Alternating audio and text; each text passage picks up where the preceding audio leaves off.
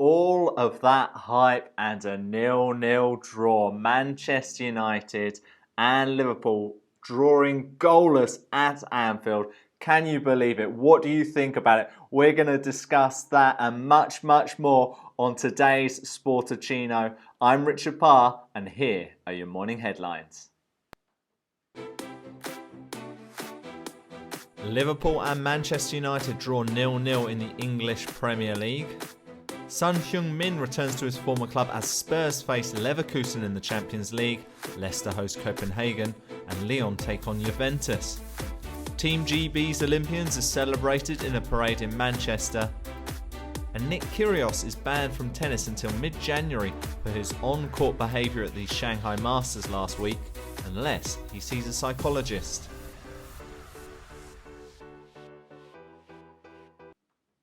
Well, today's show is brought to you by mattparo.com. Matt Paro is an award-winning magic. If you like to see magic that will absolutely blow your mind, all you got to do is hire Matt Paro and go to mattparo.com. He's also on Twitter at mattparo. If you would like to sponsor today's show, well, you can't. Matt Paro is the sponsor. But if you'd like to sponsor a future show, all you've got to do is email sportsdesk@sportuccino.com. We would love to hear from you.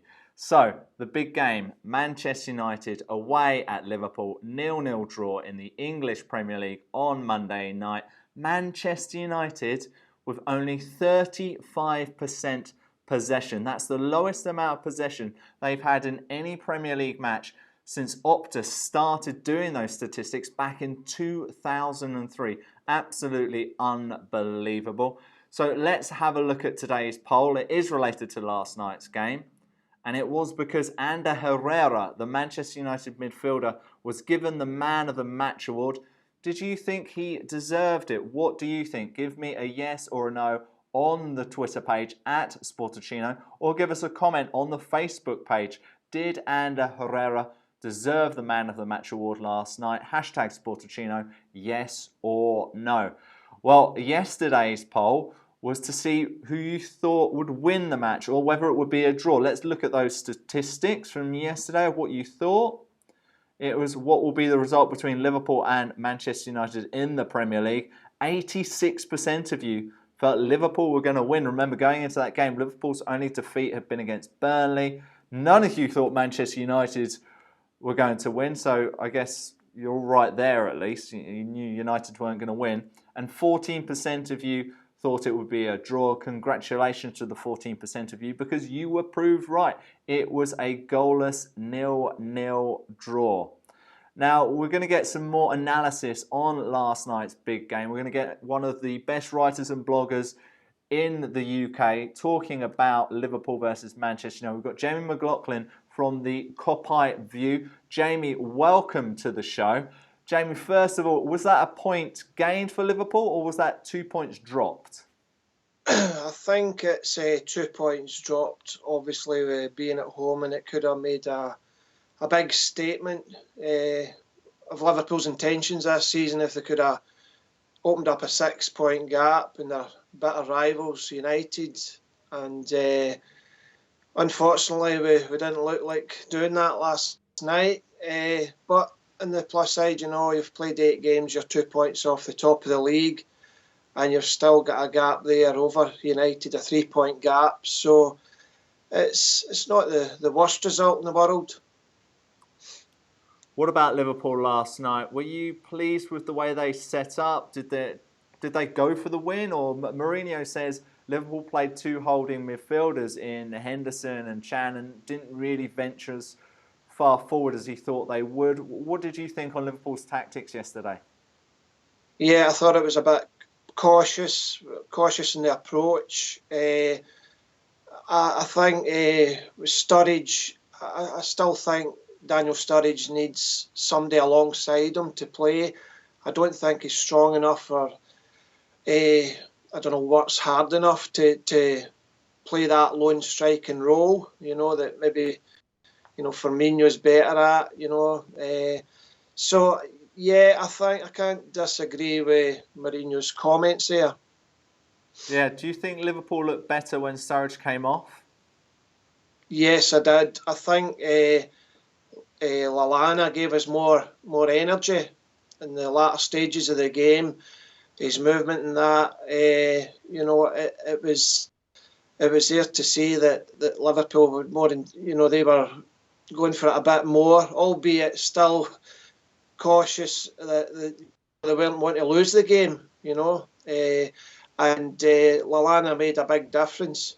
Were you frustrated that Lallana didn't start then? Obviously, he picked up that injury over the international break. Klopp had decided not to start him, but my feeling is if a player's fit enough to be on the bench, then they should start, surely. Yeah, I totally agree with you. Yeah, if they're fit on the bench, then they should be fit enough to start the game.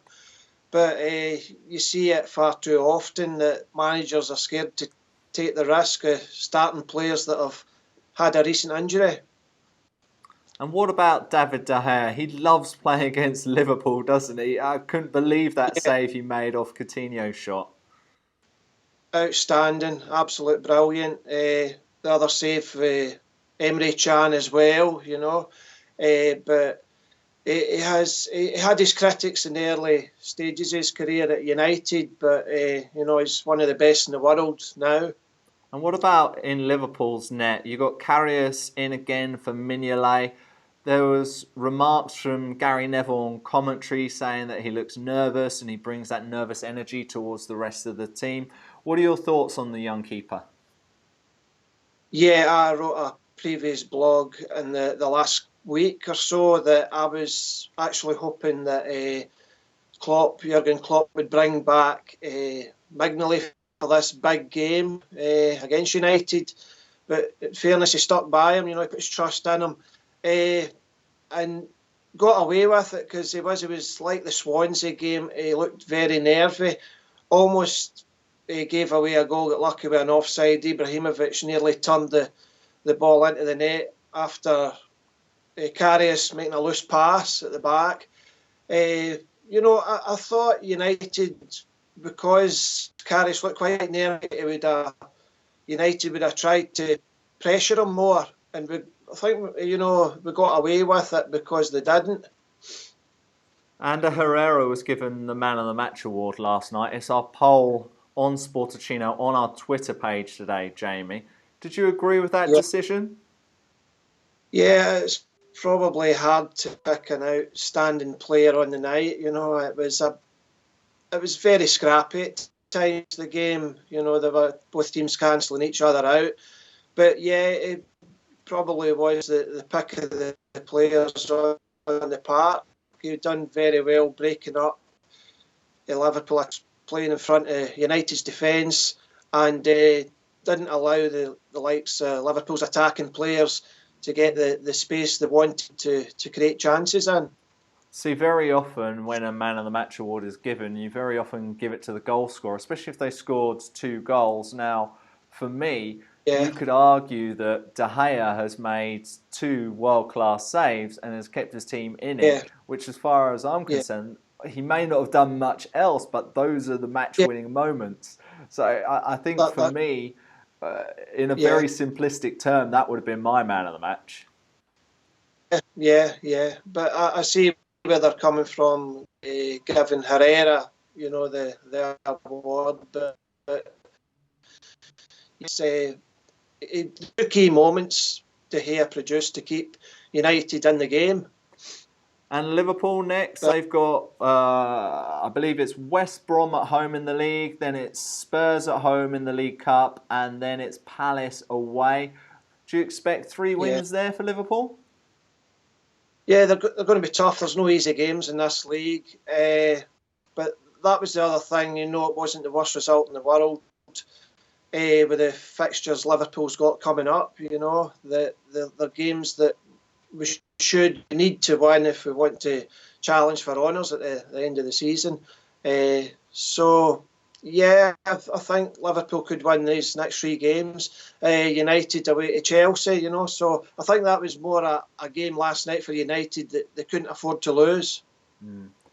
Where do you see Liverpool finishing up right now? If you were to state your opinion, say where Liverpool are going to finish, where do you think they can finish this season? definitely in the top four. I really think we'll finish in the top four, and we're just playing mostly one game a week. There's every chance we could actually challenge for the league. It's very difficult for teams to play in Europe and then come back and play games at the weekends, sometimes Sundays. And you saw what happened to Leicester last season. They could concentrate in the league, and they managed to go on and win it. Yeah, although they're not having the greatest of seasons this year, we'll talk a little bit more about Leicester when I preview the Champions League a little bit later in this show. Jamie, thank you so much for your time this morning. Just before we go, tell us a little bit more about the Copite View, please. It's just a blog that I started about 5 or 6 years ago, and I just write it myself, just opinions relating to topics relating to Liverpool Football Club, and I write quite regularly on it, 2-3 blogs a week, and I would love it if get more publicity with it, and thanks for asking. Yeah, and that's just want to double check, it's thecopiteview.com, and your Twitter page is at the Liverword, correct? At the Liverword, yeah. The Liver, of course. Useless. I'm useless. Oh, not at all. At the Liverword and thecopiteview.com. Please go and check it out. Jamie McLaughlin, thank you so much for your analysis this morning on Sportuccino. Thank you. Thanks a lot to Jamie there for being on Sportuccino. Really appreciated his views. Did you agree with them? Did you disagree with them? Let me know in the comments below. Let us know using the hashtag Sportuccino on Twitter. Now, of course, this show is live on Facebook every single morning, 8 a.m. I am here, rain or shine. I'm here giving you all of the latest sports news and entertainment on Facebook. And the show is repeated on YouTube, but it's also available as an audio download on iTunes. In fact, it's probably my favourite way of listening to Sportuccino. I'm digesting all of the sports because I don't have to see my face. So if you don't like my face but you like my voice, then you can go to iTunes and listen to the show. Now, what's really important is that in these next few weeks, we get our show on the new and noteworthy page of iTunes. And to do that, I need to get a few more ratings and reviews. So I would love it if you give me a rating and review. If you don't know how exactly to do that, I've made a pretty easy video for you to follow.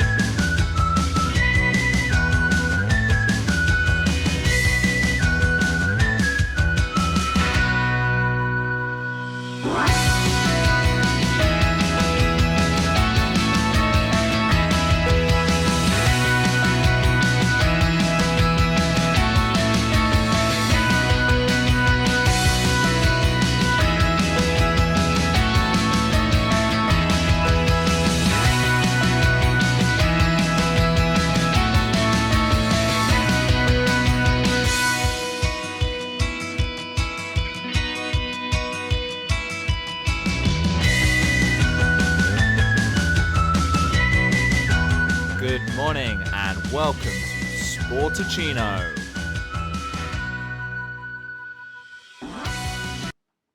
Just a reminder that today's show is brought to you by Matt Parra. Matt Parra is an award-winning magician. If you would like him to wow your event or party, just go to mattparro.com.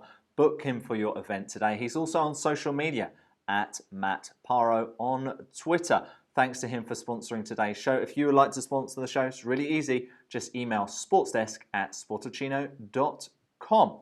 All right, I mentioned the Champions League a little earlier. It is back. After the international break, we've got some of the greatest football Europe has to offer tonight. So let's have a look at the matches on Tuesday.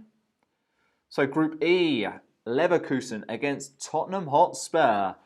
Spurs is in form. Korean forward Son Heung-min returning to his former club where he spent 2 years at Leverkusen. Spurs obviously had that first defeat against Monaco, but got a win back against CSKA Moscow. And it's CSKA versus Monaco, also in Group E. Group F, Real Madrid, off the back of their big 6-1 win against Real Betis. They face the Polish side Legia Warsaw. And it's Sporting Lisbon against Borussia Dortmund. Group G, Club Brugge versus Porto. Leicester looking to make it 3 wins out of 3 in the Champions League. Can you believe it? They're really struggling in the English Premier League. 4 away defeats this season. The only team to have done that as defending champions since Blackburn 20 years ago. But when it comes to the Champions League, they're on fire. They didn't play Mahrez, they didn't play Slimani at the weekend. Looks like they will play in this home game in the Champions League against Copenhagen. We'll see how they get on tonight in the Champions League, 7:45 p.m.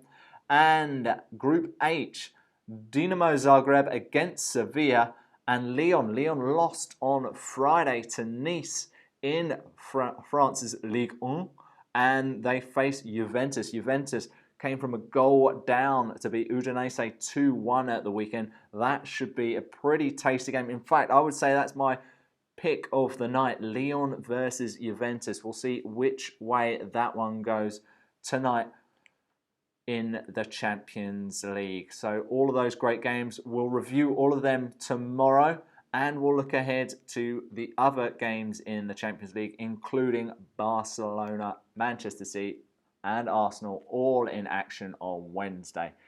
So, we've talked about the Champions League, and they have some of the greatest athletes in the world. And one of the things that the greatest athletes in the world do is they look after their bodies, and they look after it by health and nutrition. And by using nutrition, they've got to be careful exactly what they put in their body. So what we like to do on Sportuccino is we want to give you the best knowledge we can give you about all of the latest trends in everything related to the fitness industry. So we talk about apps, we talk about tech, we talk about watches, we talk about protein bars, we talk about protein shakes. So today we've got a review, and it is this Quest protein bar. So I've got the strawberry cheesecake version. It's low sugar, high fiber, gluten-free. 20 grams of protein. We know I like my gluten-free. All right, serving size, 1 bar, 60 grams. Let's have a look at the back of it as well.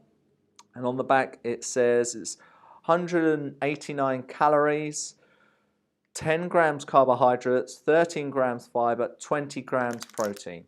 I have had these before, and I remember I wasn't that big a fan. So let's have a reminder of how I like them. So this is the strawberry cheesecake version. We'll have links on the description page afterwards if you're watching on YouTube. Oh, it's pretty sticky to get out. Oh, it's quite bendy though. Let's break it just a little bit off. I know normally I take a massive bite and then I'm sat here chewing and speaking, which is very rude. People, don't do that at your dinner table. So I'll just take a little bit. You can taste the strawberry. I've got to say, I'm not a fan. This one doesn't do it for me. If I'm going to have a protein bar, I think I would have something by Reflex, or I would have something by Grenade Carb Killer. Low in sugar, and you can taste the lack of sugar. There's some really weird, I want to say they're like a colouring taste. For the strawberry cheesecake. So this is the Quest bar protein bar, strawberry cheesecake flavour. I've tried it out. It's good for you because it's got that 20 grams of protein, and I guess if you need that protein hit after a big workout in the morning and you're pretty hungry in the afternoon, it's good for you, but I'm afraid that isn't for me. What are your thoughts on the Quest bar protein bar? What are your thoughts on everything else related to sport? Let us know in the comments page and on the Twitter page. All right, why don't we have a reminder of today's poll? Today's poll is, did Ander Herrera deserve the Man of the Match award, oh, pardon me, last night? Did Ander Herrera deserve the Man of the Match award last night? Hashtag Sportuccino. Let us know what you think. Reminder of the result of yesterday's poll is what will be the result between Liverpool and Manchester United in the Premier League tonight. And 14% of you got it right, that it was a draw. So that's not many of you. Most of you got it wrong.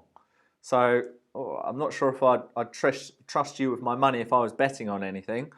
But let us know what you think. We got some really great reaction yesterday to my Liverpool and pardon me, this quest bar is still catching me up. And between the Liverpool and Manchester United combined 11, a lot of people saying there should be more Liverpool players. Where was Henderson? If you want a reminder of that, you can go back to our Facebook page. It's also on Twitter. And all of our previous episodes are on sportuccino.com. They are also on YouTube as well, and they are also on iTunes. All right, we're nearly done with today's show. Let's have a quick reminder of today's headlines. Liverpool and Manchester United draw 0-0 in the English Premier League. Son Heung-min returns to his former club as Spurs face Leverkusen in the Champions League. Leicester host Copenhagen and Lyon take on Juventus. Team GB's Olympians is celebrated in a parade in Manchester. And Nick Kyrgios is banned from tennis until mid-January for his on-court behaviour at the Shanghai Masters last week, unless he sees a psychologist.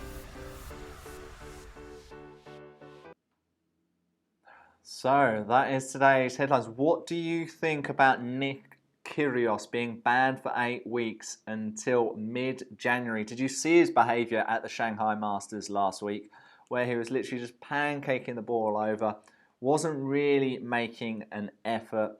It's against their code of conduct, say the ATP, but they say his ban could be reduced if he agrees to see a psychologist. What do you think of that? Should he be forced to see a psychologist? Should he do it? What do you think? Is he in the right mental state to be playing tennis? What do you think about him as a character? Is he letting down tennis? Or is he a breath of fresh air? Everyone used to love what McEnroe used to do back in the day. Is he that same kind of character? Would we appreciate these antics more if he was winning more? If he was winning Grand Slams? Would love to get your thoughts on all of that. Of course, we've got the ATP World Tour Finals coming to London in November. The big season-ending event in the ATP Tour. We look forward to having that in November in London at the O2. What do you think of Nick Kyrgios? Let us know. And of course, yesterday in Manchester, all of the Great Britain Olympic champions and athletes were celebrated in Manchester on some floats. Apparently, a couple of imposters wearing tracksuits and fake medals got onto one of the floats. I believe it was with the gold medal winning women's hockey team.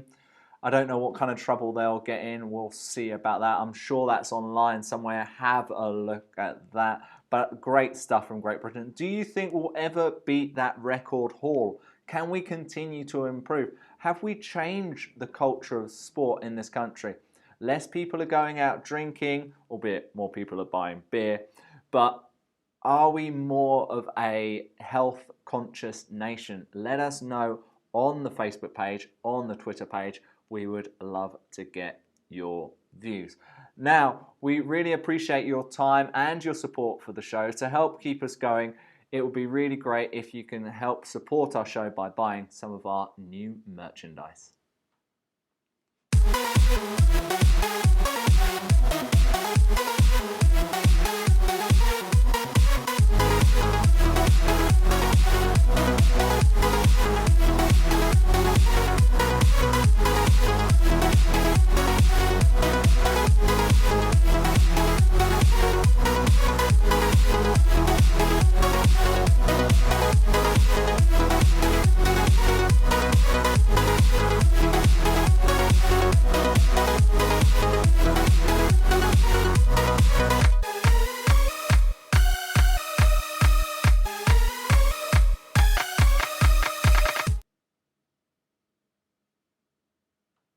So that's it. Another Sportuccino done for the day.